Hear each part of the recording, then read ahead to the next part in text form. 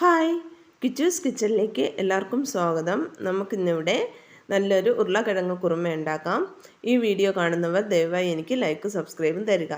ഒരു കുക്കർ എടുത്ത് അതിലേക്ക് അരിഞ്ഞു വെച്ചിരിക്കുന്ന ഉരുളക്കിഴങ്ങ്, ക്യാരറ്റ്, സവാള, തക്കാളി, ഇഞ്ചി വെളുത്തുള്ളി, പച്ചമുളക്, 1/4 teaspoon garam masala, 1/2 table spoon മല്ലിപ്പൊടി, 2 ബൗള് വെള്ളം, ആവശ്യത്തിന് ഉപ്പ് എന്നിവയും ചേർത്ത് നന്നായി ഒന്ന് ഇളക്കാം.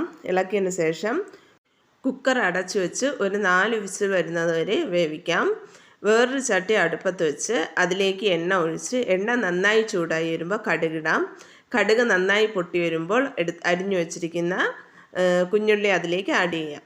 ആഡ് ചെയ്തിട്ട് ഇതാ ഇവിടെ കുക്കർ ഞാൻ തുറന്ന് നോക്കി. ഉരുളക്കിഴങ്ങ് നല്ലതുപോലെ വെന്തിട്ടുണ്ട്. ഇതിനെ ഞാൻ കടുക് താളിച്ചതിലോട്ട് മാറ്റുകയാണ്. ആ ഉരുളക്കിഴങ്ങിനെ നല്ലതുപോലെ ഉടച്ചെടുക്കണം. ഇത് നല്ലതുപോലെ വെന്തിട്ടുണ്ട്. തവി കൊണ്ട് ഒന്ന് ഇളക്കി ഇതുപോലെ പ്രസ് ചെയ്താൽ മതി, നല്ലതുപോലെ ഉടഞ്ഞു വരും. ഇതിലേക്ക് ഞാൻ 2ാം പാൽ ആഡ് ചെയ്യുകയാണ്. ഈ 2ാം പാലും കൂടെ കിടന്ന് ഇത് നല്ലതുപോലെ ഒന്ന് തിളക്കട്ടെ.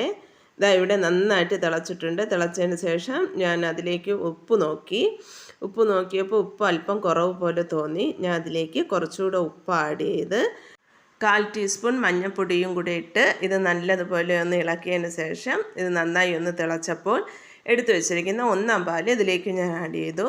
1ാം പാൽ ആഡ് ചെയ്തതിന് ശേഷം ഇത് നന്നായി തിളയ്ക്കാൻ പാടില്ല. 1ാം പാൽ ആഡ് ചെയ്ത ഉടനെ തന്നെ ഞാൻ ഗ്യാസ് ഓഫ് ചെയ്തു. ഇവിടെ ഉരുളക്കിഴങ്ങ് കുറുമ തയ്യാറാണ്. എല്ലാവരും ഇത് ഉണ്ടാക്കി നോക്കുക. നല്ല ടേസ്റ്റാണ്. അപ്പത്തിനും ഇടിയപ്പത്തിനും ചപ്പാത്തിക്കും പൂരിക്കുമൊക്കെ സൂപ്പറായിരിക്കും. എല്ലാവരും ഉണ്ടാക്കി നോക്കി അഭിപ്രായങ്ങൾ കമൻറ്റായി അറിയിക്കുക. എന്നെ ഇതുവരെയും സപ്പോർട്ട് ചെയ്ത എല്ലാവർക്കും നന്ദി. Thank you.